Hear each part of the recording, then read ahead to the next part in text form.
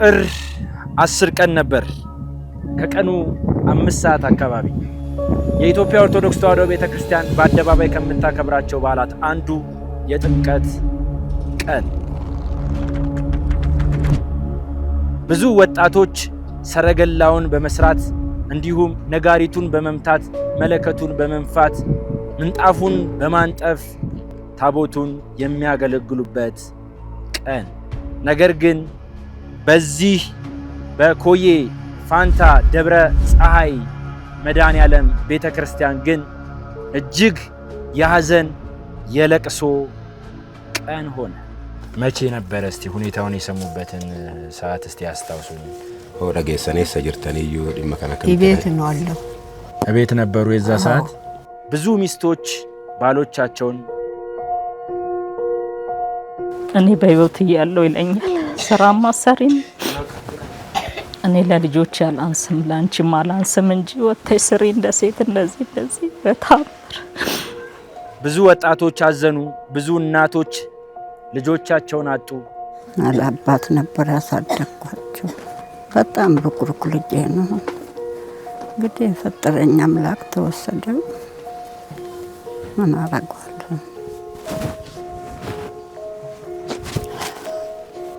ግን የሚረዳውት የሚያግዙት ልጅ ነበር እሱ። አዎ በሱ ነው የምኖረው። አዋቂቱ ነው ትልቅ እሱ ግንዴ ወደቀ እንጂ ልጆች አባታቸውን አጡ። ፍራፍራት ይለኛል፣ ወዴ ባባብኛል።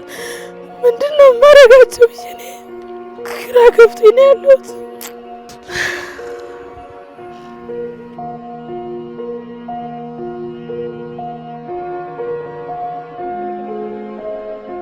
ይርባ ማለት ወንድሜ አባቴ መካሪም ነበረ። እኔ ስለሱ እንዲህ ነው አይደለም። በከተራው ቀን በኮዬ ምን ተፈጠረ?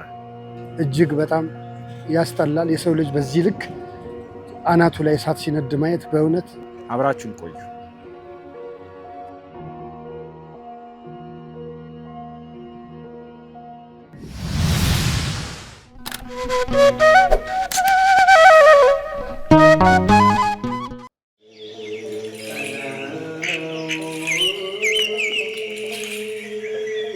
ተፈቅዶለት የተገደመ ገዳም ግን ደግሞ የተረሳ ዛሬ አስታውሰን እናቶቻችንን ከችግር መነኮሳቱን ከዓለማዊ ግርግር አውጥተናል። አሁን አባቶቻችን በበዓት ለመወሰን የቀሩ መነኮሳት ተቸግረው ላለመበተን በገዳሙ የጀመርነውን ግንባታ እንጨርሰው። የጨነቃችሁ ለጸሎት የሞላላችሁ ለምስጋና የገዳማውያኑ ምልጃ ይለያችሁ ዛሬም እንደገና። አደራ አስራታችሁን መባችሁን አትርሱ። ሙታንሳው መልአክ ስመ ገናና የጀመርነውን እንጨርሳለን ባለቤቱ ይረዳናልና። የአባቶቻችን በዓት አልተጠናቀቀም። ለሙታንሳ ማር ቅዱስ ሚካኤል አንድነት ገዳም ድጋፎን ያድርጉ።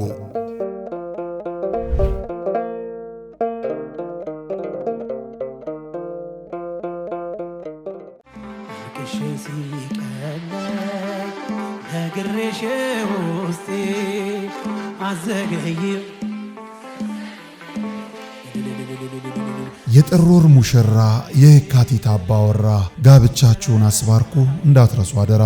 በጸበሏ ተጠምቀን ከእምነቷ እንድንቀባ ከሰንበት ቅዳሴው ለመገኘት አርባ ዳራችንን እንግባ። እስከ ሰንበት ድረስ ከደጇ ቆይታ በሌላ ክብር ስጋ ወደሙን አብልታ አጠጥታ ያልሆነላችሁ የቅዳሴ ጸበሏን ጠጥተን ወይም በአባቶች ጸሎት ለማስያዝ ላሰብን አንጎለላ ጽራሪያም ሰሚነሽ ገዳም ሰፊ ነው ደጇ እኛን ብቻ ለመሄድ ያብቃን። በዚህ ሳምንት ኑ ወደ ሰሚነሽ ኪዳነ ምሕረት ገዳም አብረን እንሂድ።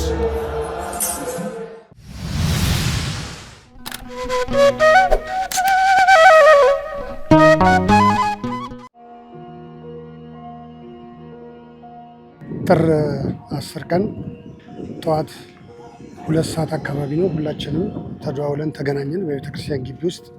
በሰዓቱ እንግዲህ ብዙ ወጣቶች ነበሩ። ነገር ግን የሥራ ክፍፍል አደረግን።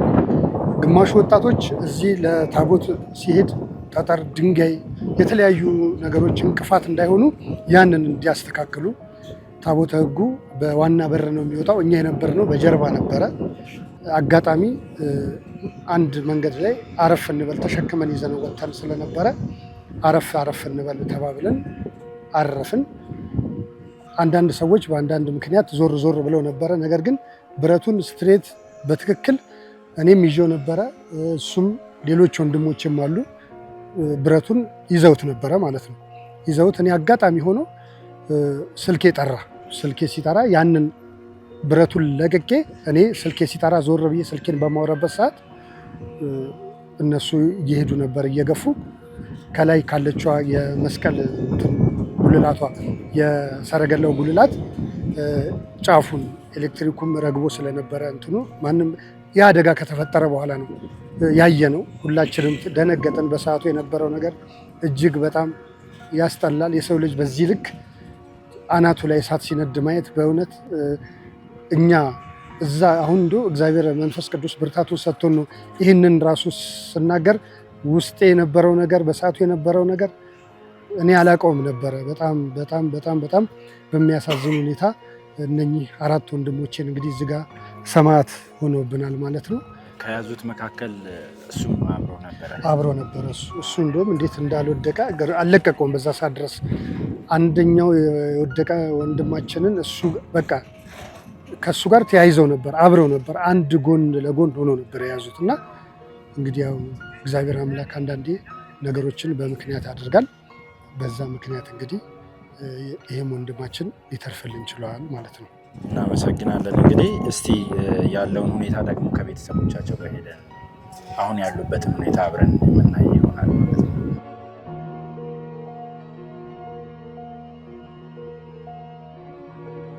አራት ከተለዩን ኦርቶዶክሳውያን መካከል ወንድማችን ሂርጳ ይባላል። እኚህ ካህኑ ቄስ ይግዛው ይባላሉ። ይህ ከነዚህ ውስጥ ደግሞ እጅግ በእድሜ ትንሽ የሆነው ወንድማችን ፍቃዱ ይባላል። እኚህ እዚህ ላይ የምትመለከቱት ደግሞ አቶ አበበ ይባላሉ። እስቲ በዚህ ሰዓት የቤተሰቦቻቸው ሁኔታ ምን ይመስላል?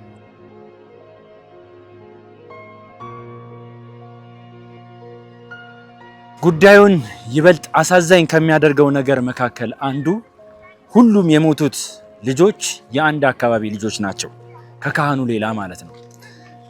እንግዲህ ይሄ የምትመለከቱት መንገድ የመድኃኔዓለምና የቅዱስ ገብርኤል ወደ ፋንታ አካባቢ የሚያስገባው መንገድ ሲሆን ይህ በዚህ በኩል 200 ሜትር ርቀት ላይ የሚገኘው መኖሪያ ቤት ደግሞ የወጣት ፍቃዱ መኖሪያ ቤት ነው።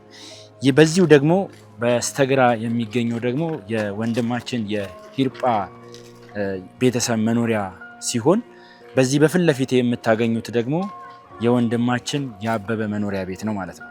እኔም ጉዳዩን ከወንድማችን አበበ መኖሪያ ቤት ልጀምረው ወስኛለሁና ወደዛው ልሄድ ነው። አብራችሁን ቆዩ።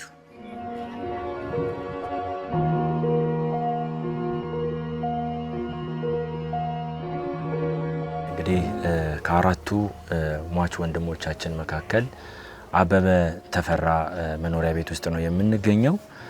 ባለቤቱን አግኝተናታል። እንግዲህ ምን ይመስላል የሚለውን ነገር ወደ እናንተ ይዤ የመጣው ይሆናል። አብራችሁን ቆዩ። እህቴ እስቲ ስምሽን አስተዋውቂን። ስሜ መሰረት ናን እባላለሁ። በከተራ ቀን የጥምቀት ቀን አንድ የተፈጠረ ጉዳይ አለ። መላው ኦርቶዶክሳውያንን እጅግ ያሳዘነ ያሳመመ ደግሞ ለቤተሰብ ሲሆን ደግሞ ህመሙ በዛው ልክ ደግሞ ይጨምራል እና ሟች ባለቤትሽ በከተራ ቀን ታቦቱን ለማክበር ለማገልገል ወጥቶ ነው የቀረውና አንቺ ሀዘኑን በምን አይነት ሁኔታ ውስጥ ነው የሰማሽው? የት ነበርሽ አንቺ በእለቱ? እኔ ያው በእለቱ ቤቱ ውስጥ ነበርኩኝና እንዳጋጣሚ ከዛ ጥምቀት ለመሄድ ነበረ ዝግጅታችን እያደረግን እያለ ነው በአጋጣሚ እንደዚህ ሆነ ተብሎ መንገድ ላይ ነው የሰማሁት። ገና ወደ ጥምቀት ይሄድሽ ነበር? ገና እንትኑ እየሄድን እያለ ነው የሰማሁት እና የሌሎቹን እንትን እንደዚህ ሆነ ተብሎ ሲሰማ ነው እዛው በአጋጣሚ የሰማሁት። ጉዳዩ ሲፈጸም እኔ ጠዋት ቤት ነበርኩኝ ወደ ስራ ልሄድ። ያው የሰፈር ልጆች ኤሌክትሪክ ይዟቸዋል የሚል እንትን ነበር የሰማሁት መንገድ ላይ። ከዛ ያው እኔም እንደማንኛውም ሰው እየሮጥኩ ሄድኩ ወደ ጤና ጣቢያ ነበረ። እዛ ስደርስም አላወኩም። ያው በቃ ሰውም አይለይም፣ በቃ ያው ሁሉም ወንድሞቼ ነው የሚለው እና በስም እንትን አላወኩም። እኔ ቀጥታ ገባሁኝ። ያው ፖሊስ ደግሞ በር ላይ ሰውን እየከለከለ ነበረ። እኔ እንደምንም ገባው። አስከሬን ክፍል ገብቼ አስከሬን ካየው በኋላ ነው ያወቅኩት። እጅግ በቃ እኔ የተወሰነ አንድ 30 ደቂቃ በቃ ራሴን አላቅም፣ ድርቅ ነው ያልኩት። በቃ ምንም እንትን እንደምል አላቅም። በቃ ከዛ በኋላ ነው እኔ እንደውም ወደ ራሴ የተመለስኩት። ከዛ እንደውም እንትን ብለን በቃ ያው ወደ ምርመራ መሄድ አለበት ተባለ። እኔ ነበርኩ አንድ ላይ ይሄድ ነው ሚኒሊክ። እሺ ከዛ ገባን፣ አስከሬን አስገባን። ከዛ ተመለሰን አስከሬኑን ጠዋን ይዘን የመጣ ነው። እጅግ በጣም የሚያም ነገር ነበር። እንግዲህ ጉዳዩ ሲፈጸም የከተራ ቀን ስለነበረ መቼስ የባህል ልብሱን ለብሰን ታቦቱን ለማክበር ነው የሄድነውና ይሄ ያንቺ ህመም ብቻ ሳይሆን የመላው ኦርቶዶክሳውያንን ህመም ሆኖ የቆየ የሰነበተ ጉዳይ ነው። ላንቺ ደግሞ አበበ ምን አይነት ባል፣ ለልጆቹስ ምን አይነት አባት ነበር አበበ? እንት ባለቤቴ አበበ ታታሪ ነው። በቃ ተራሩጦ ነው የራሱ የሆነ እንትን ቋሚ ነገር ስራ የለውም። ተራሩጦ በግብርና ነው። እሱም ደግሞ ለቤተ ክርስቲያን ምናምን ነው ማሳችንን የሰጠነው። የዕለት ጉርሳችንን በቃ ተራሩጦ ነው እንትን የሚለው ማለት ነው። ከዛ እነዚህ ልጆችን እንትን ምንለው ተራሩጦ ነው። አሁን እንግዲህ ልጆቹ አባታቸውን ይጠይቁሻል? አሁን ራሱ እየጠየቁ ነው። ሲጀመር የመሻሌና ጋር አባታችንን አይመጣም ይሉኛል። አሁን ራሱ እየጠየቀችኝ ነው። እኔ አሁን በጣም ከብዶኛል። ምክንያቱም እንኳን ለነሱ መላሽ ምክንያቱም የእናትነትን እንጂ አባትነትን እንትን መሙላት አልችልም። እኔ ይከብደኛል። ወደፊት ደግሞ ይሄ በሆዴ ያስኩትም እንትን ሲል የሱም ጥያቄ መመለስ የነሱም ጥያቄ መመለስ እኔ አሁን እኔ እንጃ እንዴት እንደምኖር ራሱ ይታፈል ነው ማለት ብቻ ይከብደኛል። አሁን ሌላ ነገር ተጨምሮብኝ ይቀርና እንደዚህ ከውዶና በጉልበትና ያው በመራራጥ ነው ቤተሰቦቹ ልጆቹ ያስተዳደረ ያለው ቋሚ ስራ እንደሌለው እና በድንገት አደጋ በእኛ መለየቱ በጣም የሚያሳዝን። አበበ ለእርሶ ምን አይነት ልጅ ነበረ? በጣም ተማንም የተለየ ፈቃድ ጠዋት ጠይቆኝ ማታ ሳይጠይቀኝ አይገባም ቤቱ። አላባት ነበር ያሳደግኳቸው። በጣም ሩክሩክ ልጅ ነው። እንግዲህ የፈጠረኝ አምላክ ተወሰደው። ምን አደርገዋለሁ? እሱ ፈጣሪያችን በገነት ያስቀምጣ።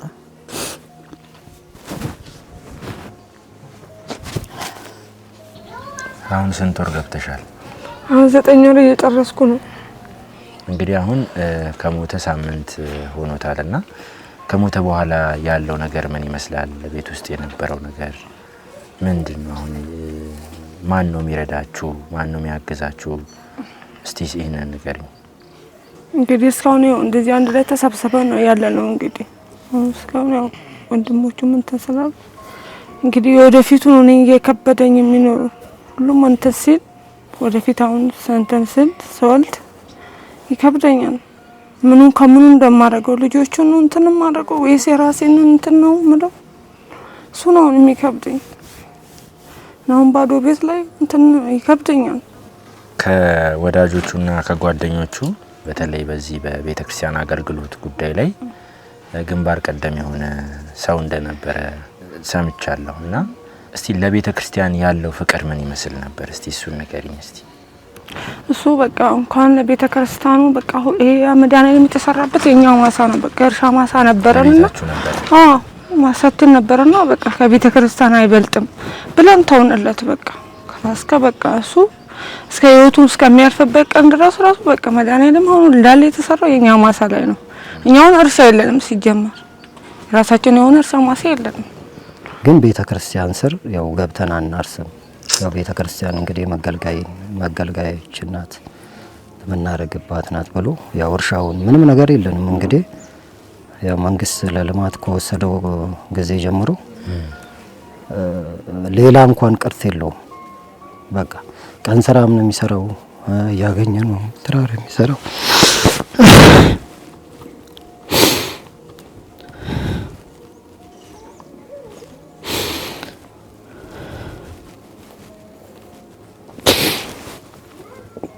የሚማሩበትን ያው ማደግ መቻል አለባቸው። እሱ ምንም ሳይኖርም ነው መሬቱን የሚሰጠው። እጅግ በጣም ለቤተ ክርስቲያን ያለው ፍቅር እጅግ በጣም ነው። በቃ ወንድሞቻችንም ሁሉም ያሉት እንትኖች የሰፈር ልጆች ናቸው። እኔ ባለው እንትን ያው ባለቤቱም እንደምታዩት አሁን 9 ወሯ ገብቷል። እሷ የምትተዳደረው እሱ በሚያመጣው እንትን ነው። እንደዚህ የሚባል ቋሚ የሆነ እንትን እንኳን የለውም። በቃ ተባሩ ነው ያገኘውን ስራ ነው የሚሰራው። በትርፍ ጊዜው ቤተ ክርስቲያንን ያገለግላል። በመላው ዓለም የምትገኙ ኦርቶዶክሳውያን እንግዲህ ከዚህ በላይ ህመም የለም፣ ከዚህ በላይ የሚያስለቅስ፣ ከዚህ በላይ የሚያስከፋ ነገር የለምና ያላቸውን ነገር ነው ለቤተ ክርስቲያን የሰጡት። ኖሯቸው ተርፏቸው በድሎት ህይወት ላይ ሆነው አይደለምና እነሱ ቤተ ክርስቲያንን በማገልገል ቢያልፍም እኛ ቤተሰቡን ማገልገል ግን ይገባናል፣ ይጠበቅብናል ብዬ አስባለሁ።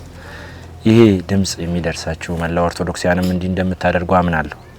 በመጨረሻ እንግዲህ ይሄንን የሚከታተሉ ብዙ ኦርቶዶክሳውያን ይኖራሉና እንደው መልእክት ካለሽ ብትነግሪያቸው መልእክትሽን ብታስተላልፊላቸው ብዬ አስባለሁና እስቲ የመጨረሻ ቀረ መጥተው ነገር ካለ እሱን እሺ ከጎናችሁ ናችሁ፣ ላጽናናችሁንም ከውጭም ከውስጥም ካላችሁ እናመሰግናለን። አንድ ነገር ነው ውስጤ በቃ በበዓል መሆኑ ሁሌ ማስታወሻ እንትን ቀባሳ ነገር እንደጣለብኝ አውቃለሁ። ግን በቃ ቢረዱኝ ልጆቼን እንኳን ለትምህርት ሌላ በቃ ያ አባትነት እንትን ሆኖ እንኳን ባይሞላላቸው በፋይናንስ እንኳን እንትን ቢል እሱ ነው ማለት። እናመሰግናለን። እግዚአብሔር ያክብርልን፣ እግዚአብሔር ይስጥልን። ይህንን ሰምታችሁ ለውጥ የሚፈጥር ነገር ልታደርጉ እንደምትችሉ አምናለሁ። እኛም ወደዚህ ባዶ እጃችንን የመጣ ነው ይህንን ግንዛቤ ለእናንተ በመፍጠር እናንተ ደግሞ የምታደርጉትን ነገር የሚጎልብቱበት ነገር እንድናረግ በህብረት ተባብረን እሱን ለመጠየቅ ነው። ሁለተኛው ቤት አብረን እንሄዳለን። አብራችሁን ቆዩ።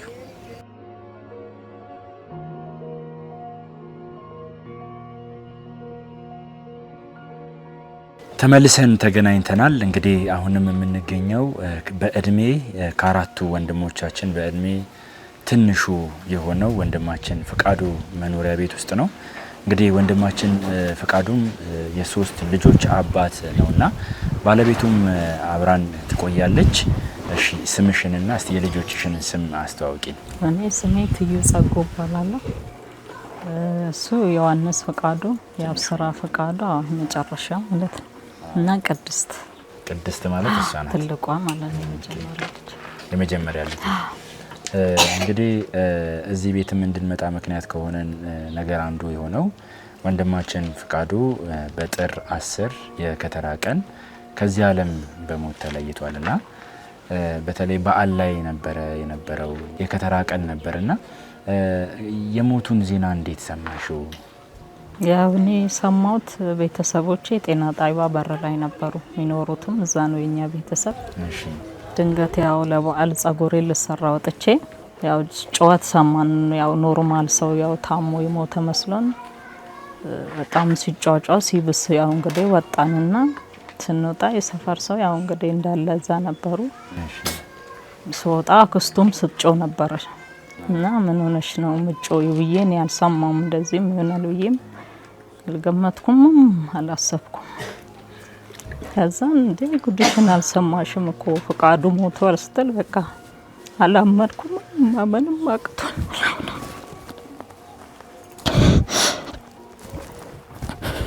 ጤና ጣቢያ ደረሽ በሰዓቱ? አዎ ገባው። ያው ስገባም አናስገባም አሉኝ በር ላይ ጥበቃዎችም አናስገባም ሲሉ ውጪ ሆነሽ ነበር ይባልሽ በር ላይ ሰማሽ ነበር? ያው እሷ ስጮህ በቃ ዝም ብላ መጮህ ነው እንጂ መሰለኝ እሱ ሞቷል መሰለኝ በተአምር ማለት ነው። ምክንያቱም ጠዋትም ሲወጣ መጣው ለልጆች መዋያ ብርሽልሽ መጣው ብሎ ይወጣው ካጠገብ እና ስጠብቀው ቁርስም ሰርቼ እና ብላ ስለመጣው ቆስቲ ቲሸርት ልወስድ እጄ ነው ብሎኝ ወጣ በዛ። ከዛ አልመጣ ሲል እኔ ጸጉሬ ልሰራ ሄድኩኝ ወደዛ ሰይድ በር ላይ እናስገባም አሉን። ገፍትረን ገባን። ስገባ ሙሌ ነበረ። ሙሌ ምንድነው ስል ተረጋጊ አለኝ። እዛ በቃ አላስችል ሲለኝ ገባው አየሁ። ጫማውን ሳጣ የሱ ጫማ የለም እዚህ ውስጥ ነጠላ ጫማ ነበር አርጎ ወጣው ጠዋት። ጫማውን ሳጣ በቃ አላመንኩም። ሬሳውን ገልጬ ሳይሱ ነው እንግዲህ ከተራ ከመድረሱ በፊት ሰረገላውን እሱ አጋጣሚ ያው በየአመቱ ያገለግላል፣ ግን ምንጣፍ ላይ ነው የሚያገለግሉት። ቲሸርት ይዤ መጣው ብሎ ነው የወጣው። ባለቤትሽ ፍቃዱ ለልጆቹ ምን አይነት አባት፣ ለአንቺስ ምን አይነት ባል ነበር? እኔ እሱን ሳውቀው 10 አመት ሊሆነን ነው። በታምር እኔ ስራ ሰርቼ የቤቱንም ነገር ሆነ ለልጆቹ እኔ በህይወት እያለሁ ይለኛል። ስራ ማሰሪም እኔ ለልጆች ያላንስም ላንቺም አላንስም እንጂ ወጥተሽ ስሪ እንደ ሴት እንደዚህ በታምር 10 አመት ሊሆነን ነው። አግድሎብኝም አቅም እያመመው እግሩን ያሟልና በየጊዜ ነው በቃ ያነከሰ እየሰራ ለፍቶ ጎንበስ ቀና ብሎ ለልጆቹም ለኔም የሚያኖረን እሱ ነው። እኔ ስራ ወዴት እንደሆነ ራሱ አላቅም፣ የውጭ ስራ የቤቱን እንጂ ለልጆቹም በቃ እኔ ልልበስ እኔ ልመር አይልም። ልጆቼ አንቺ አንድ ቀን በዓል ሲመጣ ቅርጫው ዶሮ ጎሎብናቅ በተአምር ቢያጣ ራሱ ተበድረው ነው ቤቱን የሚያሟላው። አንድ ከሰማሁትና ካሳመመኝ ጉዳይ መካከል አንዱ እናት አባት የለውም። እኔም እናት አባት የለኝም፣ እሱም የለውም። በቃ እናቴንም የአባቴን ሀዘን የረሳው በሱ ነው። መዝናኛዬ ነው በቃ ሁሉም ነገር። እንኳን አብሮት 10 አመት ተዋውቆ በትዳር ልጆች አፍርቶ ለሚኖረው ሰው አይደለም ጉዳዩ ለመላው ኦርቶዶክሳውያን በጣም አስቸጋሪና ከባድ እንደነበረ የቅርብ ጊዜ ትውስታችን ነው። እኔም እዚህ አንቺ አጠገብ ሲሆን ልጆችሽን ምናምን ሳይ እግዚአብሔር አቅምና ጉልበት ባይሰጥ አስቸጋሪም ነው ከባድም ነው ማለት የኔስ ቢሆን ብሎ ሲያስብ ደግሞ ህመሙ ይብሳልና ከዛ በኋላ ልጆችሽ አባታቸውን ይጠይቃሉ ወይ? ይጠይቃሉ። አሁን ይሄ በቃ ለምን ለምደውታል። ያው ቀን እንኳን ባይውል አጠገባቸው 12 ሰዓት ሲሆን 1 ሰዓት ሲሆን መግቢያው ነውና ሲመሽ በተለይ በቃ ካላየው ጠዋትም ወደ ስራ ሲሄድ ቀስቅሶት ነው ስሞት ነው። ትላንታውን ስልክ አውጥቶ አባዬ ጋር ልደውል እንዴት ስሞተ ማን የገደለው በቃ የነሱ ጥያቄ በተለይ ለሁለቱ በቃ በተአምር እነሱን ካላየ አድርምም በስልክ እንኳን በቃ ከስራ እስኪመለስ 2 3 ነው የሚደውለው። ልጆች በሉ ቤት ናቸው ከውጭ ወደ ውጭ አይወጡ በቃ ካንዴ 2 ነው ወደ ቤት እስኪመለስ ድረስ የሚደውለው።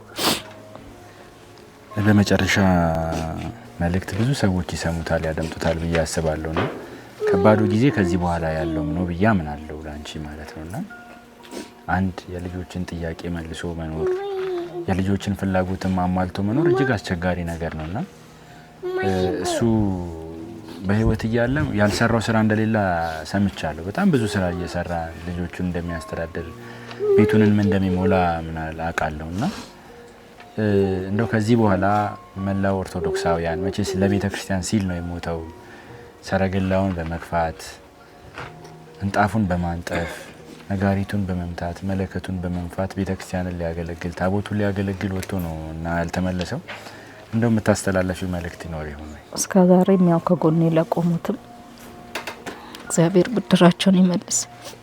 የትኛውን ነገር ተናግሬ የልቤን የውስጤን ነገር ልነግራችሁ እንደምችል አላውቅም። ፍጹም መጽናናት ያለው ከመድኃኔዓለም ብቻ ነው። የመጨረሻ ለቅሶ ደራሽ የመጀመሪያ እንባባሽ መድኃኔዓለም ብቻ ነውና እግዚአብሔር አምላክ እንባሽን ያብሰው፣ ልጆችሽን ያሳድግልሽ። ይሄንን የምትሰሙ ይሄንን የምታደምጡ ይሄንን የምትከታተሉ ሁላችሁም አድርጉ ምንላችሁ ለዚህ ነው። ነገ ብቻን ቤተክርስቲያን ማገልገል የማይፈራ ብቻን ቤተክርስቲያን ደሙን ከፍሎ ዋጋ ከፍሎ የሚያገለግልን ትውልድ እንዳናጣ ዛሬ ይህ ቤተሰብ እንዳይማረርና እንዳይቸገር እናንተ የምትችሉትን ነገር እንድታደርጉ በቤተ ክርስቲያን ስም ጥሪን ማስተላለፍ እወዳለሁ።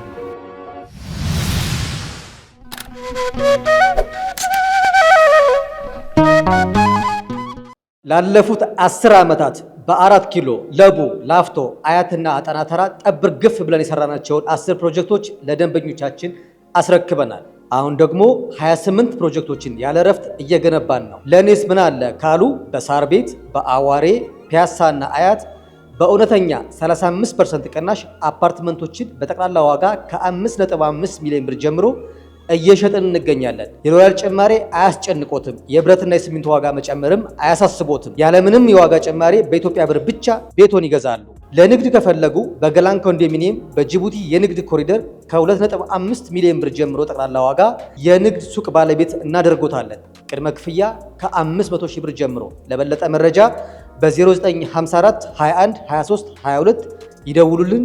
ቴምር ሪል ስቴት።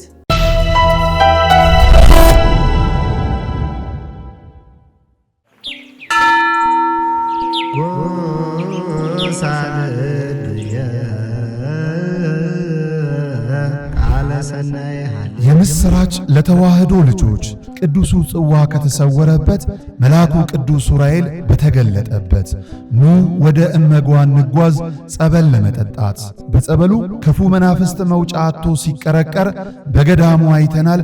ጎባጣው ቀንቶ ሽባው ሲተረተር የታሪክ ከርስ የተዋህዶ ቅርስ ሚስጥረኛ ዋሻ ማማ ምድር መንዝ ማህበረ እመጓ መንፈሳዊ የጉዞ ማህበር ፍጹም ክርስቲያናዊ መስተንግዶን አስቀድሞ አማኙን ከገዳሙ አሳልሞ ይመልሳል።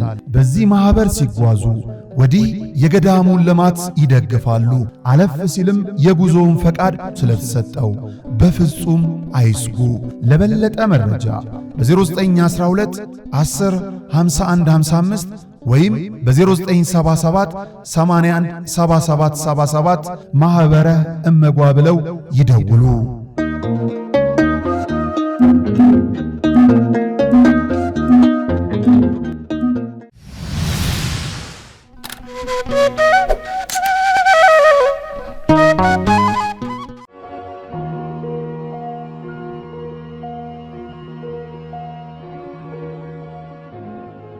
የሟች ቤተሰቦች ብቻቸውን ናቸው ያሉት።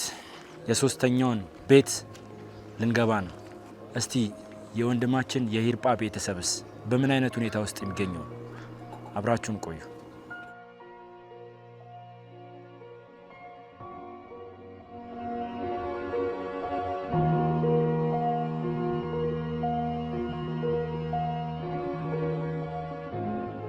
አሁን እንግዲህ የምንገኘው መኖሪያ ቤት የወንድማችን ሂርጳ ማለትም እስካሁን ከሄድንባቸው ሶስተኛው ቤት ማለት ነው። እናት አሉ፣ ወንድም አለ፣ እንዲሁም ደግሞ የአንድ ልጅ አባት ነበረ ወንድማችን ሂርጳ። እናት አሉ። እናቴ እግዚአብሔር ያበርታዎትኝ። እስቲ ስሞትን ይንገሩን። ብርቱ በኛ ስንተኛ ልጅ ነው ለቤቱ? አንከፍል ዱባርቲ ሴት ናት። ሁለተኛ ልጅ ነው። መጀመሪያ ሴት ናት። መቼ ነበረ እስቲ ሁኔታውን የሰሙበትን ሰዓት እስቲ ያስታውሱኝ። ወደ ጌሰኔ ሰጅርተንዩ ዲመከናከ ቤት ነው አለው። ቤት ነበሩ የዛ ሰዓት። ማን ያረዳውት? መጥቶ ደበቁኝ። ምን ረዳው? አልተረዳ። መጨረሻ ትደነግጣለች ብሎ ደበቃ። በኋላ ሰው ነገረኝ። ለእርሶ ምን አይነት ልጅ ነበር ወንድማችን ሂርጳ? አይ እሱ ልጅ ለሁሉም ይተርፋል። ልጅ ምን ያደርጋል እንግዲህ ድንገት ወሰደብኝ። ምንም ይደረግ የለም። ወጥቶ ደጅ ቀራ። ምንም ጠቀመኝ። ግን የሚረዳዎት የሚያግዞት ልጅ ነበር እሱ? አዎ በሱ ነው የሚኖረው። አዋቂ እሱ ነው፣ ትልቅ እሱ። ግንዴ ወደቀ እንጂ። ጉዳዩን ስትሰሙ የት ነበር ካንተ በዛ ሰዓት? በእለቱ ነበርኩ። ጠዋት ሌላ ለቅሶ ነበርና ከሌሎች እህቶቼ ጋር ደርሼ እንደመጣሁኝ ቀድሜ ጠዋት አካባቢ ላይ ደወልኩለት። የት ነው ያለው ብዬ ጠየቅኩትና ቤቱና ፈቷል ትመጣለህ የት ነው ስለው አይ ፋንታ መድኃኔዓለም ቤተክርስቲያን እዛ በሰበካ ጉባኤ አባልነት ያገለግላልና እዛ ነው ያለሁትኝ። ስለዚህ ታቦቱን ሽኝቱን ለማሳመር ሰረገላ ነበረና የታቦት መሸኛ እሱን እያስተካከልኩ ነው ያለሁትኝ።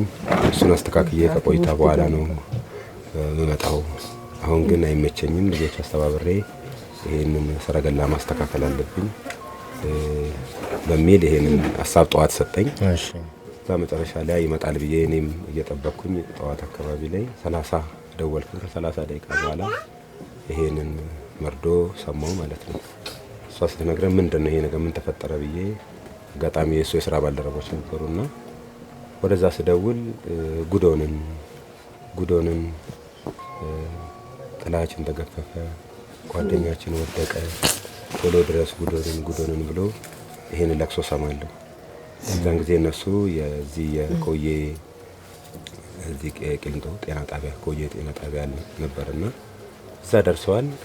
እዛ ስደርስ በጣም ደንግጬ ነው የሄድኩትኝ። ስደርስ ሳይ አላመንኩም እስከሄድ ድረስ። ጤና ጣቢያ አንተ ደረስክ በሰዓቱ? አዎ ጤና ጣቢያ ደረስኩኝ። ስደርስ ውስጥ አላስገባም አሉኝ ፖሊሶች። ሌሎችም ግርግር ነበረ። እንደምንም አድርጌ ገፍቼ ገባሁኝ። ስገባ እንዳለ የነበሩ ሰዎች የዛ ሰዓት ግን ኤሌክትሪክ እንደተያዘ እንጂ እንደሞተ ግን አታውቅም? አላውቅም፣ ምንም ነገር አላውቅም። ደርሼ ቼክ ለማድረግ ግድ ወንድሜ ማየት አለብኝ የት አለ ብዬ ደርሼ ሳይ አላመንኩም። ካላየው አላምንም ብዬ ስል አርፈዋል አሉኝ። ሳላይ አላምንም አልኩኝ። ገልጬ ሳይ የለም፣ እስትንፋሱ የለም። በቃ በዛ ሰዓት ትንሽ ተረበሽኩኝ። በወቅቱ ምንም አማራጭ አልነበረም። በቃ ኡታው የበረታ ነበረ። በጣም ደነገጥን። ምን ይዘው ምን ጨብጠውና አጣን። ካፍታ ቆይታ በኋላ እንደዚህ አይነት ዱብዳ ሲወርድብን እጅግ በጣም ነው የተሰማን።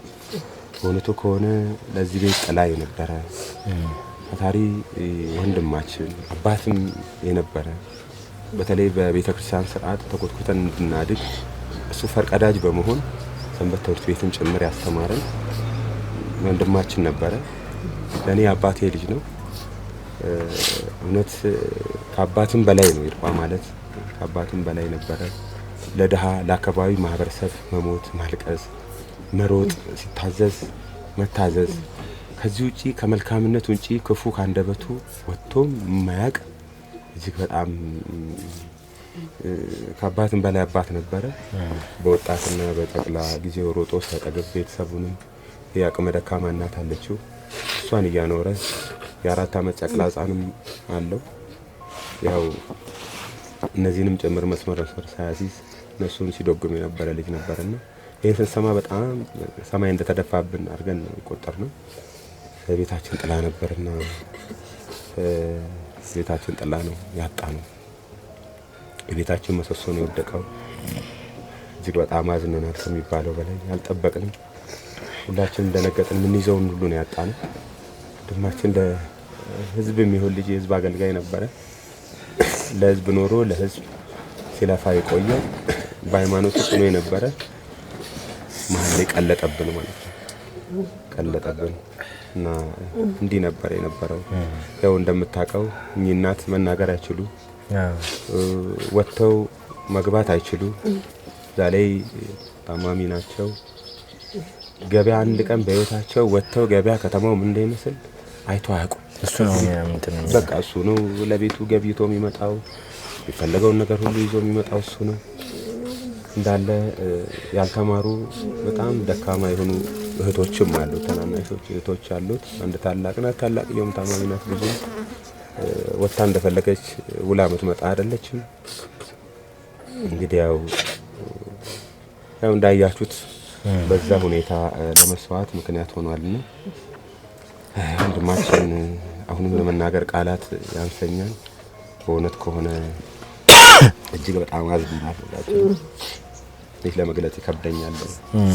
ጥር 10 የጥምቀቱ ቀን ብቻ ሳይሆን ከዚህ በፊት መሰረተ ድንጋይ ቤተክርስቲያኗ ከመጣል ጀምሮ ታቦተ ሕጉ ከመንበረ ክብሩ እንዲገባ ቤተክርስቲያኑ እንዲመሰረት ካደረጉ ሰዎች መካከል አንዱ እንደነበረ ሰምቻለሁና አጠቃላይ ለቤተክርስቲያን ያለው ፍቅርና አገልግሎት ምን ይመስል ነበረ ወንድማችን ይርባ? አዎ እንግዲህ ወንድማችን ይርባ እዚህ አካባቢ ላይ በአካባቢው ሳይለማ ጀምሮ አስቀድሞ የኮያቦ ቤተክርስቲያን ሰንበት ትምህርት ቤት ሲመሰረት የመጀመሪያ የነበረው እሱ ነው የመሰረተው። ወጣትን ከአካባቢው አሁን የተቀበረበት ቦታ ማለት ነው። ግብዓተ መሬቱ የተፈጸመበት ቦታ ላይ ክርስትናም የተነሳው እዛ ቦታ ነው። በቃ ለቤተክርስቲያን የተሰጠ ልጅ ነው። አስቀድሞ እዛ ሰንበት ትምህርት ቤት መሰረተ። አካባቢ ላይ ይታወቃል። በተለያየ አምልኮ የተዋጠ ማህበረሰብ ነበርና ቤት ለቤት በመሄድ ልጁ ለዛ ቤተክርስቲያን የተሰጠ ስለነበረ ሰንበት ትምህርት ቤት አቋቁሞ ጓደኞቹና መሰሎቹን ይዞ እዛ አካባቢ በማቋቋም ረጅም ጊዜ አገልግሎት ሰጥቷል። እዛ አካባቢ ላይ ሰንበት ትምህርት ቤትን ከመስረት አንጻር ትልቅ ሚና የነበረው እሱ ነው፣ ፈርቀዳጅ ነው። በኋላም በተለያየ ልማት ምክንያት አካባቢው ላይ ብዙ ማህበረሰብ ወደዚህ ሲመጣ የፋንታም ደብረ ፀሐይ መድኃኔዓለም ቤተክርስቲያን ሲመሰረት ከመመስረቱ በፊት መሰረት ድንጋይ ሲጣል ጀምሮ በተለይ ፒቲሽን በማሰባሰብ ማህበረሰቡ እዚህ አካባቢ ላይ ቤተ እምነት እንደሚያስፈልገው ጭምር 24 ሰዓት አካባቢው ላይ ማህበረሰቡ ላይ ቁርስ፣ ምሳ፣ እራት ሳይል በደስታ ቤተክርስቲያንን ለማገልገል ቀናዳ ፋሲል የነበረ ልጅ ነው። ቀጥሎ ለምስረታውም ብዙ ማህበረሰቦችን በማነሳሳት የሚታወቅ ቀጥሎም መሰረት ድንጋይም ሲጣል የሱ ሚና ከፍ ያለ ነበረ። ሙሉ በሙሉ ራሱን የሰጠ ልጅ ነበረ። ሆኖም የጥምቀተ ባህር ቦታም ጭምር በልየታ አካባቢ ላይ ያለውን ማህበረሰብና አርሶ አደሮችን ጭምር በማስተባበር ለዚህ ቤተክርስቲያን መመስረት የመጀመሪያው ነው ማለት ይቻላል። ሁሌ ጠዋት ማታ ቼክ ያደርጋል፣ ይሄዳል፣ ይመጣል። ኢቭን ህጋዊ እንዲሆን ቤተክርስቲያኑም ጭምር አስቀድሞ በአዲስ አበባ ከተማ አስተዳደር አቃቂ ቃሊቲ ስር በነበረበት ሰዓትም ከዚህ ከአስተዳደር ወሰን መካለል በፊትም ጭምር ለቤተክርስቲያኑ ካርታ እንዲሰራለት ጠዋት ማታ የሚላከው የሚለው እሱ ነበርና ራሱን ሰጥቶ የሚሰራ ልጅ የነበረ ልጅ ነው። ሆኖም እንደሚታወቀው የቤተክርስቲያን እንግዲህ አሁን በቅርበት በዚህ በ2018 ጥምቀተ ባህር ሲከበር አስቀድሞ የሰረገላ በማስተባበር እንዲሰራ በማድረግ በሰበካ ጉባኤ ውስጥ አገልግሎት በአባልነት ያገለግላል። አገልግሎት እየሰጠ እሱና መሰሎቹን በመያዝ ከአካባቢ ማህበረሰብ ላይ ወጣቶች ያሉ አካባቢ ላይ ያሉ ወጣቶችን በማስተባበር የሰረገላ እንዲሰራ በማድረግ ለጥምቀት ባህሩ የከተራ ባህል በአግባቡ እንዲከበር ማድረግ እንግዲህ እንቅስቃሴ ላይ ያለ ታቦቱ ወደ መንበረ ክብሩ ወደ ጥምቀተ ባህር እንዲሄድ እሱን ነገር እያስተካከሉ ነው። እንግዲህ 12 ሆነው እንቅስቃሴ አደረጉ። ትንሽ መንገዱ መጋቢ መንገድ ትንሽ ምቾት አልነበረውም። እሱን እያስተካከሉ ባለበት ሁኔታ እንግዲህ ስራውን ነው አጋጣሚ ትኩረታቸው ስራ ላይ ስለነበረ በዛ ሁኔታ ቀናዳፋ እያለ ነው እንግዲህ ወንድማችን ይርባ እቺና አቅመ ደካማ እናትና የ4 አመት ህፃን ልጅ ጥሎ እንግዲህ ወደዛኛው ዓለም ሄደብን። እዚህ ቤት ውስጥ ወንድማችን ይርባ ለእህቶቹም አባት እናት ሆኖ ለእናት ልጅ ሆኖ ለወንድምም ደግሞ ትክክለኛ ወንድም ሆኖ ይህ ብቻ ሳይሆን ደግሞ ለሰፈሩም ሰዎች ደግሞ ትክክለኛ ወዳጅና ጓደኛ ሆኖ የነበረ ሰው ነውና እንዴት ነበር? እስቲ ላንቺስ ወንድምነቱ ምን ይመስል ነበር? ይርባ ማለት ወንድሜ አባቴ መካሪም ነበረ። እኔ ስለሱ እንዲህ ነው አይደለም የሆነ ነገር ሆኜ ስመጣ የምደበቅበት የምሸሸግበት ነው ይርባ ማለት። ይሄ የአባቴ ልጅ ብዬ ልናገር ዛሬ ልናገር እንጂ የአባቴ ልጅ አይደለም። አባቴም እናቴም ነው። እኔ እናታችንን አናቅም፣ እሱን ያሳደገን ማለት ይቻላል። እኔ ስለ ይርባ ብዙ ነገር ማውራት አልችልም። እንግዲህ ይህ ነው የሆነው። በዓለም ዙሪያ የምትገኙ ኦርቶዶክሳውያን ዛሬ እዚህ ቤት እጅግ የጠለቀ ሀዘን ላይ ናቸው። ይህ ብላቴና ህፃን የ4 አመት ህፃን ነው። ዛሬ አባዬ ቢላ ቤት የሚለው ሰው የለም። ሁላችሁም ኦርቶዶክሳውያን ይህንን ቤተሰብ የማጽናናት ደግሞም ከሀዘናቸው ጎን የመቆም ይህንንም ህፃን የማሳደግና የማስተማር ኃላፊነቱ የኛ የኦርቶዶክሳውያን ነው። እባካችሁን በዚህ ዙሪያ መዘናጋት፣ በዚህ ዙሪያ ቸልታኛ መሆን ከእግዚአብሔር የሚሰጠንን በረከት ያሳጣብናል። እግዚአብሔር ያጽናችሁ፣ እግዚአብሔር ያበርታችሁ። ያ በስተመጨረሻ ያው ወንድማችንን በሞት ጎናችን ብናጣም ማህበረሰቡና ቤተሰባችንን እንዳለ በማጽናናት ረገድ የተሰራው ስራ እጅግ በጣም የሚያስመሰግነውና እጅግ አድርገን እናመሰግናለን። አሁንም ለወደፊትም ድጋፋችሁ ለዚህ ቤተሰብ ድጋፋችሁ እንዳይለይ እንላለን። እጅግ አድርገን እናመሰግናለን።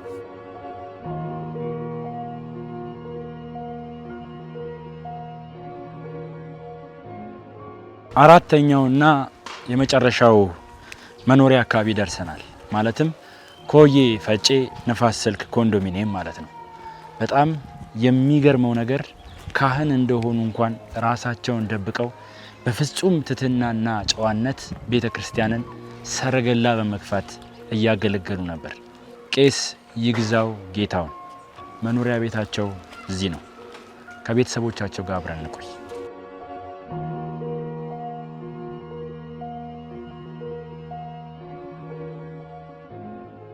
በድጋሜ ተመልሰን ተገናኝተናል።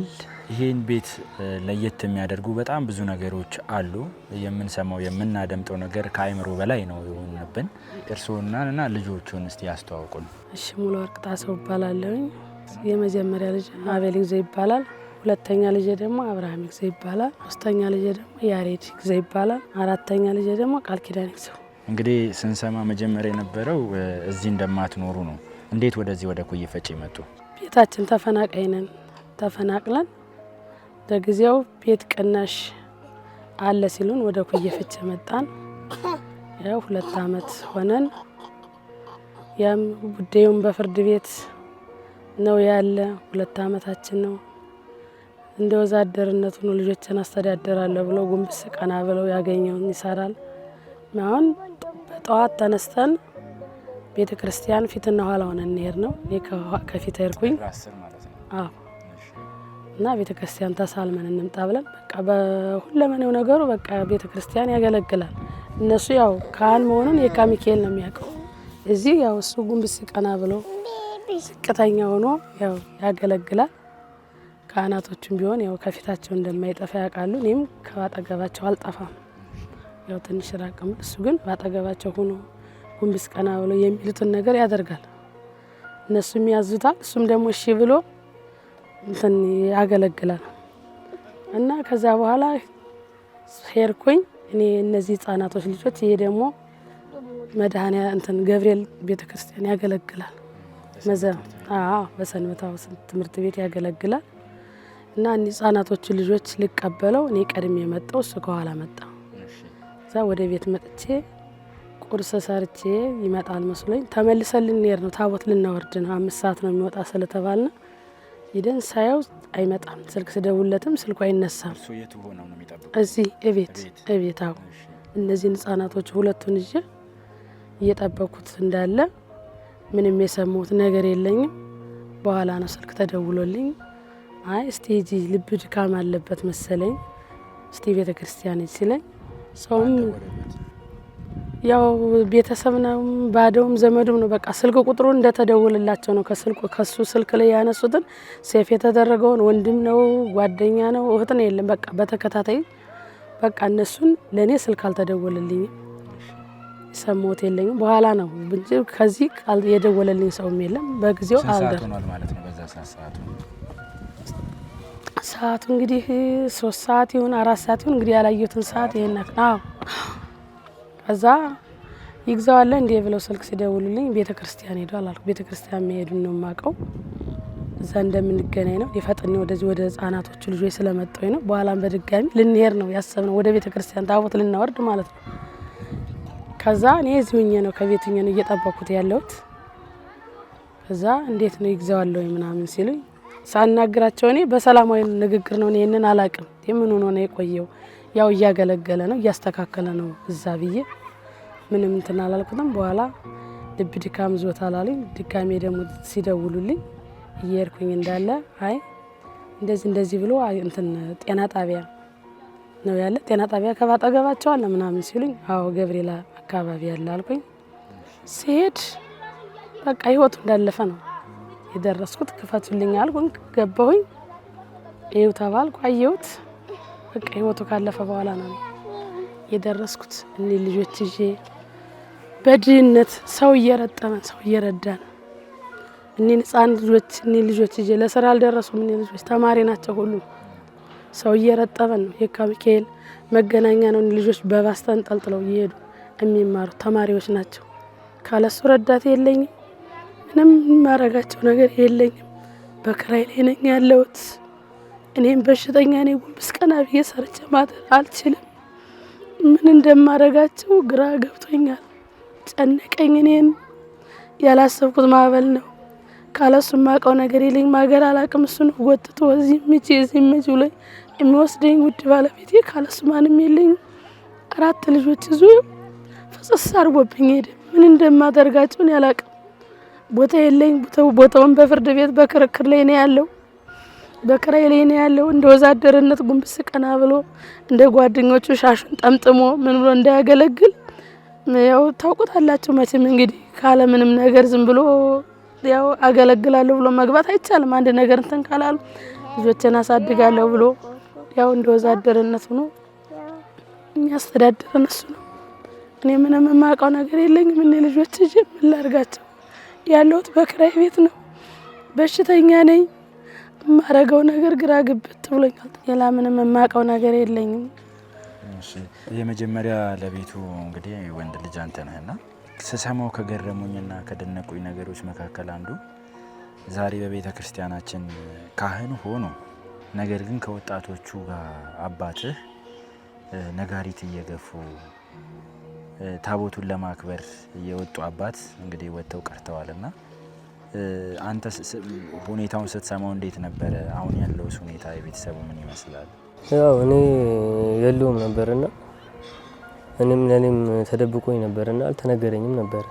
ይነገረው አይነገረው እያሉ ዝም ብለው ነበርና ከዛ በኋላ እቃ የሆነ የምታደርሰው እቃ ነገር አለ ምናምን ተብዬ ነው የካ ሚካኤል የደረስኩትና ከዛ እኔ በአጋጣሚ የተፈጠረውን ነገር እዛ ሳይ እኔ በድንጋጤ ምን እንደምሆን ራሱ እኔ አላቅም ነበር። ምን አይነት አባት ነበሩ ላንተ? አባቴ ለኔ ሁሉ ነገሬ ነው። የአባቴ ማለት አይኔ ማለት ነው፣ ብርሃኔ ማለት ነው። የትናችሁ የሚለን ሰብሳቢያችን። ያው እኛ የምንኖረው የነበረው የካ አሁን አዲስ ፕሮጀክት አዲሱ ቤተ መንግስት የሚሰራበት አካባቢ ነበር። እዛ ነበር።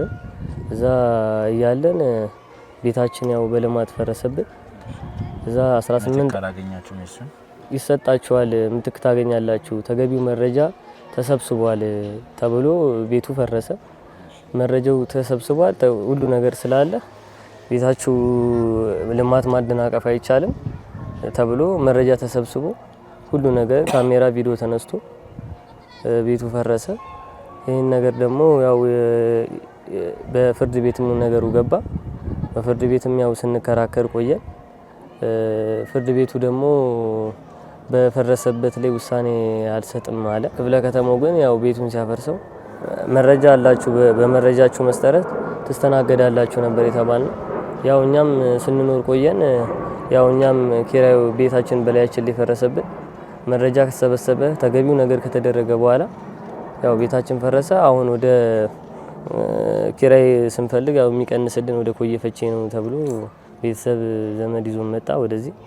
ወደዚህም ከመጣም በኋላ ያው እኛ እንደዚህ ያህል እንቆያለን ብለን አስበን አናቅም ነበር። ከዛሬ ነገ ያልቃል እያለ አባቴን ያው ቤቱ ከፈረሰ በኋላ 18 አመት የኖርንበት እጣ አውጥተን ሊሰጠን ሲል የካ ክፍለ ከተማ መሬት አስተዳደር አንዱ መጥቶ የሆነ ነገር ሲያደርግ አንዱ የሆነ ነገር ሲያደርግ መብታችንን ሲያፍኑብን የሚሰጠን የሚሰማን ሰውም ስለሌለ መብታችን እየታፈነብን እኛ ደግሞ ያው እዚህ አባታችን ነበር ያለን። አባታችን ነው ወደዛም ወደዚህም እያለ ዘመር ነበር። ያው 2 አመት አባቴን ወደዛም ወደዚህ እያደረጉ ሊሰጠን ሲል ነገሮችን እያበላሹብን ተገቢ መረጃ እያለን ብዙ መረጃ እያለን ነዋሪ መሆናችን የታወቀ ቤታችን የራሳችን መውጫ መግቢያ የራሳችን ሆኖ ሳለ በማከል አባታችን ድንገት ባላሰብነው መንገድ ያው ባልጠበቅነው መንገድ ድንገት ተለየ። እናታችንም ያው ትንሽ ህመም አለባት፣ ደም ግፊት ነገር አለባት። ያው እኛም ገና ተማሪ ነው።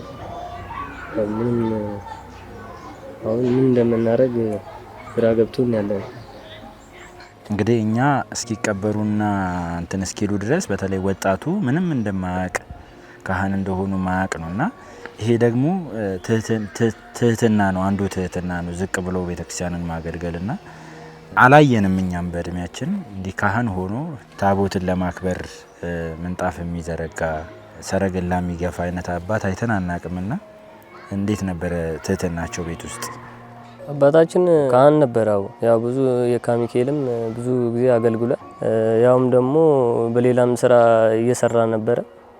ያው ጸጉር ቤት ነበረው አባቴ። እሱም ያው ከቤታችን ጋር አብሮ ነው የፈረሰብን።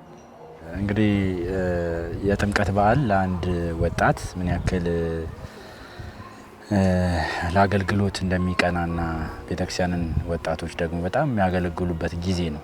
ወጣቶችም ወደ ቤተክርስቲያን የሚቀርቡበት ጊዜ ነውና በእለቱ አንተ መጀመሪያ የት ነበርክ? ደግሞ አገልጋይ ምን እንደነበርክ አውቃለሁኝና ሰምቻለሁምና ስታገለግሉ አባትህ በአንተ ህይወት ውስጥ በመንፈሳዊ ህይወት ውስጥ የነበረው ሚና ምን ይመስል ነበረ?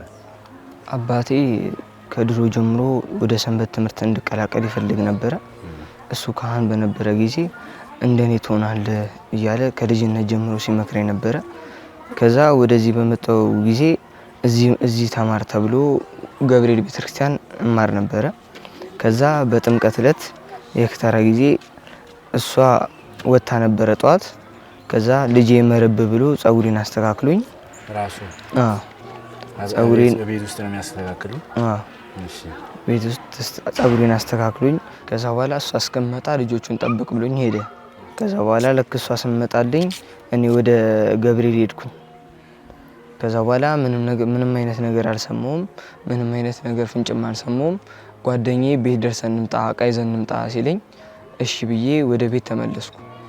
ከዛ እዚህ ስመጣ አባት ሐኪም ቤት ልቡን አሞት ተኝቷል ሂዱ ተባልን። ከዛ ወዲያው እዛው ሲደርስ እንትን ነበረ። ከዛ መሞቱን ነገሩ። ያንተ አባት በተለይ ካህንም ከመሆናቸው አንፃር ምን አይነት አባት ነበሩ ላንተ? አባቴ ለኔ ሁሉ ነገሬ ነው። ሲርበኝ የሚያበላኝ፣ ሲጠማኝ የሚያጠጣኝ ነበረ። ወደ ሰንበት ወደ መንፈሳዊም እንዴት ይመራኝ ነበረ።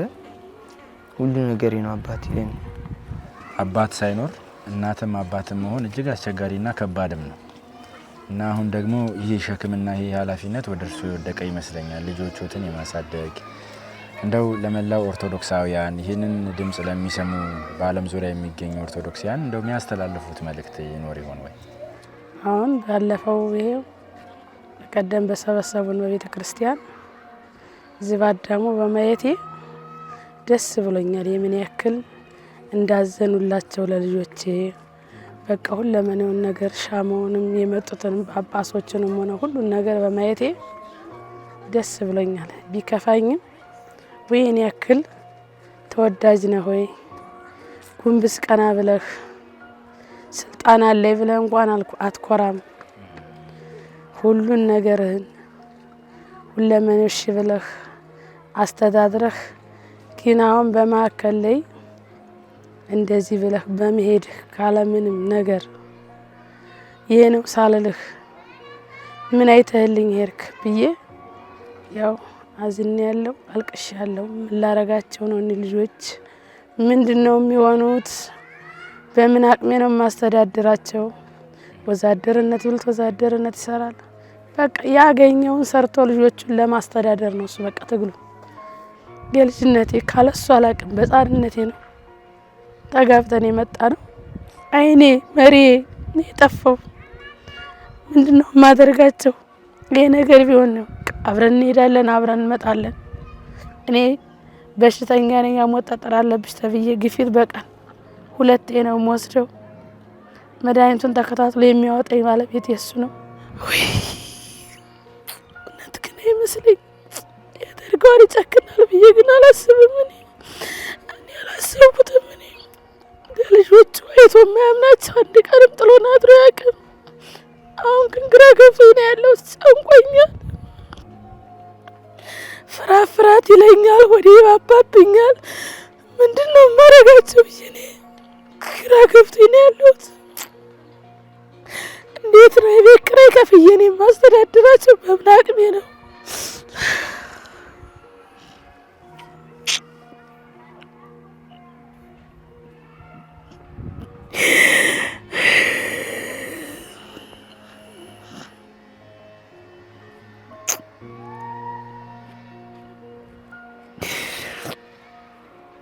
እንደ ሰው እንኳን ምንም ነገር አያውቅም።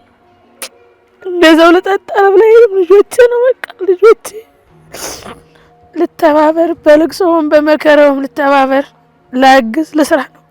ሌላ ምንም ያውቅ የለም። ግን እንደወጣ ቀረብኝ። ሳይመክረኝ ይሄ ነው እንዲህ ነው ሳይለኝ ሁሉ ነገር ሲሆን እኔ ማውቅ የለኝ።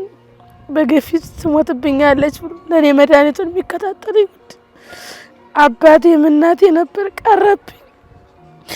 እንዴት አድርጌ ነው የማኖራቸው? እኔ ምን አለኝና ብዬ ነው እንዲህ በጃኬቱ ታቅፎ ከመገናኛ ቆየ ድረስ ጃኬቱን አልብሶ 11 ተኩል ወጥቶ 11 ሰዓት ከቤት ወጥቶ ማታ 12 ሰዓት ተኩል ዞ የሚገባ እሱ ነው። ባለው ነገር ደግሞ በቃ መድኃኒዓለም በቃ በቤተ ክርስቲያን መዞር ነው። ስም ሆነ ምን የክህነት ባሌ ነው። ስጋው ደግሞ ከሱ ጋር ወስጄ የምኖር ነው። ካለሱም ማውቀው የለኝም። ጉድ አድርጎኝ ፈሰስ አድርጎብኝ ሄደ። አኗኗር እንዴት ነው መኖር የምችለው? ቤት ተገብቶ ቤት እንደምወር የሚገባ አላውቀው። መሪ እሱ ነው። ሰው ጋር የሚርቁ እሱ ጋር ነው። ልቅሶ የሚርቁ ከሱ ጋር ነው። ምንም የማውቀው ሀገር የለኝም። እኔ ለራሴ ካለመገናኛ አላውቅም። ሚካኤል ነው የምኖረው በቃ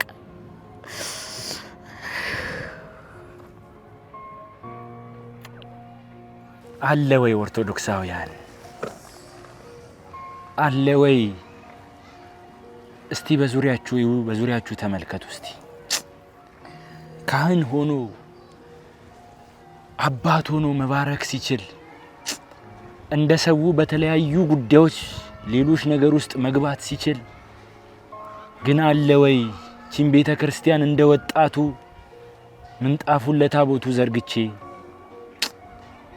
ነጋሪቱን መትቼ ሰረገላውን ይዤ በረከት ላግኝ የሚል ካህን አባት አለ ወይ?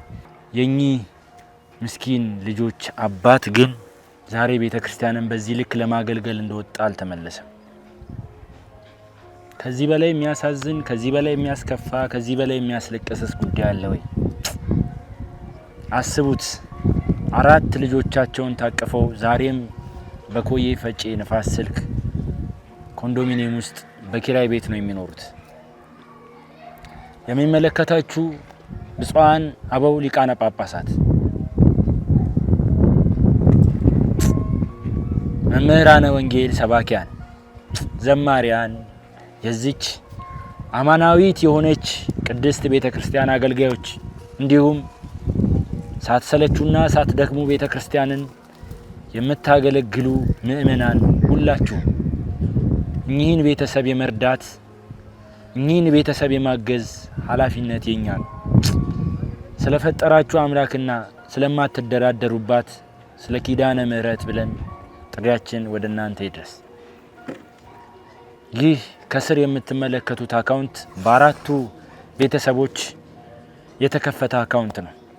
ይህም ቪዲዮ ባያችሁበት ቅጽበት ለነዚህ እናት አባቶች፣ እህት ወንድሞች፣ ህፃናት ጨምሮ የበኩላችሁን አስተዋጽኦ በማድረግ የማያይ አምላክ እግዚአብሔር አምላክ በረከቱን ይሰጣችኋልና እኛ እናያችሁም እግዚአብሔር ግን ያያችኋልና ይህንን እንድታደርጉ ጥሬ ወደ እናንተ ይድረስልኝ።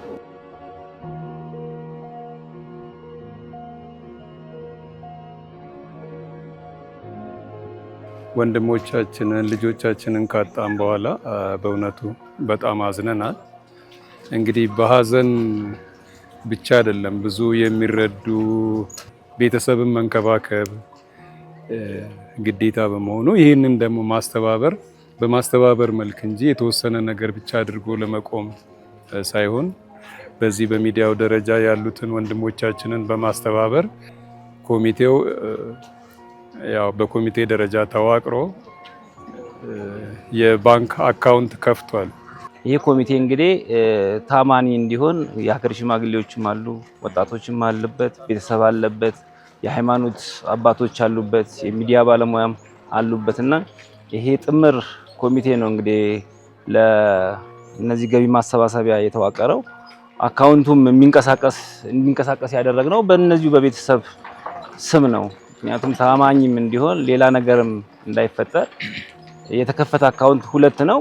በአቢሲኒያና ንግድ ባንክ የተከፈተ አካውንት ብቻ ነው ኦፊሻሊ ግልጽ የሆነው። ከዚህ ውጪ የሚደረጉ ነገሮች ካሉ ያው መላው ኢትዮጵያ ይሄንን እንዲቆጣጠርልን በዚሁ አጋጣሚ እንላለን። በዚህ በኮሚቴው ስም 2 ነው፣ ንግድ ባንክ፣ አቢሲኒያ። አካውንቱም ያው በሶሻል ሚዲያም በተለያዩ ሚዲያዎችም ይፋ ሆኗልና በዛው አካውንት መላው ኢትዮጵያውያን እነዚህን ቤተሰቦች እንዲረዳልን በዚሁ በአክብሮት እንጠይቃለን።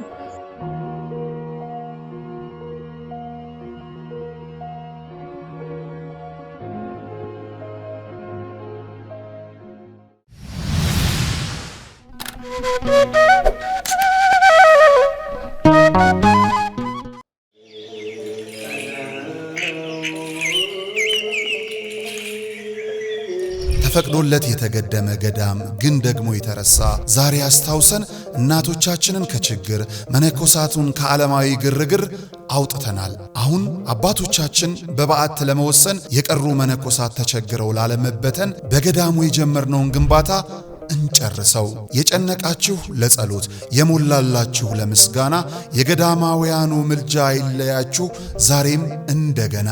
አደራ አስራታችሁን መባችሁን አትርሱ። ሙታንሳው መልአክ ስመ ገናና የጀመርነውን እንጨርሳለን ባለቤቱ ይረዳናልና። የአባቶቻችን በዓት አልተጠናቀቀም። ለሙታንሳ ማር ቅዱስ ሚካኤል አንድነት ገዳም ድጋፎን ያድርጉ።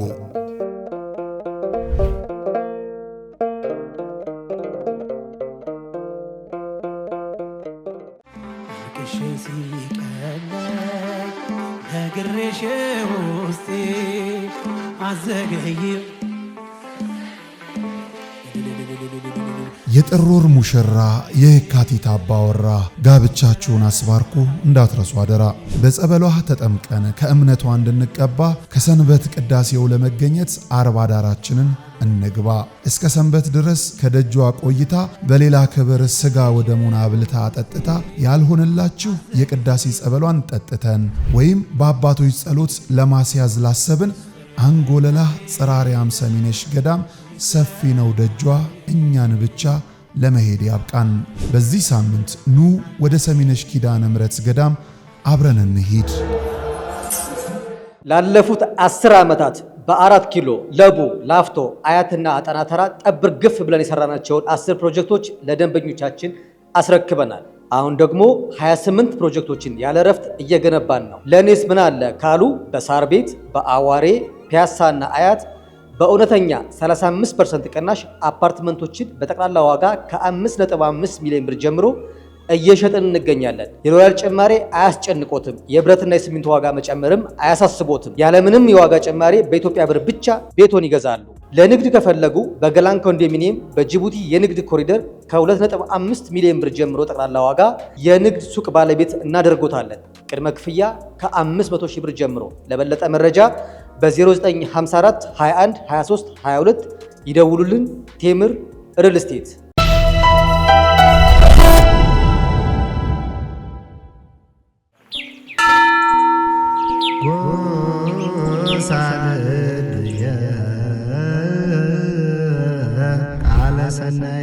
የምስራች ለተዋህዶ ልጆች ቅዱሱ ጽዋ ከተሰወረበት መልአኩ ቅዱስ ዑራኤል በተገለጠበት ኑ ወደ እመጓ እንጓዝ ጸበል ለመጠጣት። በጸበሉ ክፉ መናፍስት መውጫ አጥቶ ሲቀረቀር በገዳሙ አይተናል። ጎባጣው ቀንቶ ሽባው ሲተረተር የታሪክ ከርስ የተዋህዶ ቅርስ ሚስጥረኛ ዋሻ ማማ ምድር መንዝ ማህበረ እመጓ መንፈሳዊ የጉዞ ማህበር ፍጹም ክርስቲያናዊ መስተንግዶን አስቀድሞ አማኙን ከገዳሙ አሳልሞ ይመልሳል። በዚህ ማህበር ሲጓዙ ወዲህ የገዳሙን ልማት ይደግፋሉ። አለፍ ሲልም የጉዞውን ፈቃድ ስለተሰጠው በፍጹም አይስጉ።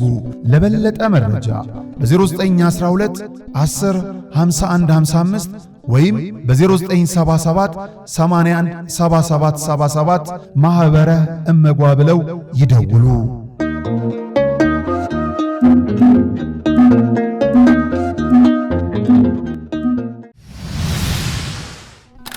ነው።